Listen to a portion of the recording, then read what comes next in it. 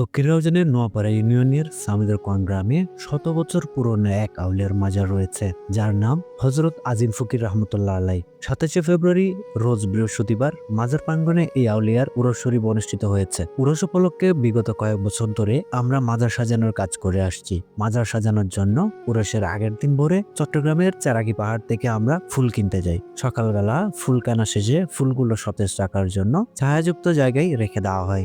রাতে এলাকার ছোট ভাই, বাতিজা, বন্ধুরা সবাই একসাথে হয়ে মাজার সাজানোর কাজে লেগে পড়ি। সারা রাত সাজানোর কাজ চলে এবং শেষ হতে হতে পরের দিন সকাল হয়ে যায়। চলুন মাজার সাজানোর পর কি রকম দেখাচ্ছে সেটা আপনাদেরকেও দেখাই।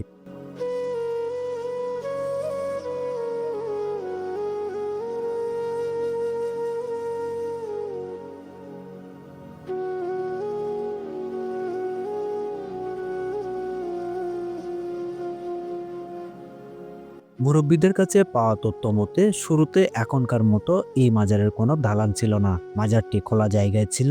অনেক বছর আগে মুখলেসুর রহমান প্রকাশ মুখলেস ফকির এই মাজারের চারপাশ পরিষ্কার পরিচ্ছন্ন করে মাজারের পবিত্রতা রক্ষা করতেন। পরবর্তীতে বর্তমান আজিম ফকির বাড়ির মরহুম রফিক মিস্ত্রি ও শুক্কুর সওদাগরের উদ্যোগে এলাকাবাসী সহ এই মাজারের উরস করা শুরু করেছিলেন।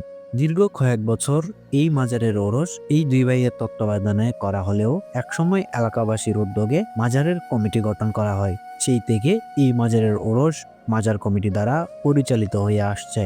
প্রতি বছর 23শে ফাল্গুন ওরস করা হলেও এই বছর রমজানের কারণে 27শে ফেব্রুয়ারি ওরস উপলক্ষে আজিমুসান মিলাদ মাহফিলের আয়োজন করা হয়েছে।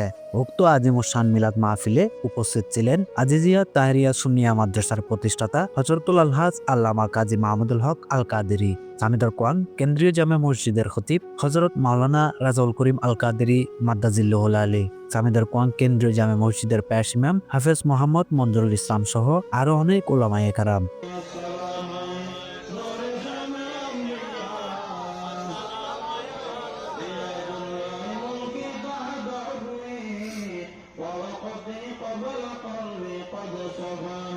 উরসে চট্টগ্রামের বিভিন্ন জায়গা হতে ভক্তবৃন্দরা উপস্থিত হয়েছে। সবশেষে বিশ্বের সকল মুসলিম উম্মার শান্তি ও কল্যাণ কামনা করে আখিরি মোনাজাত ও তাবারক বিতরণের মধ্য দিয়ে উক্ত আজিমুসান মিলাদ মাহফিল সুসম্পন্ন হয়।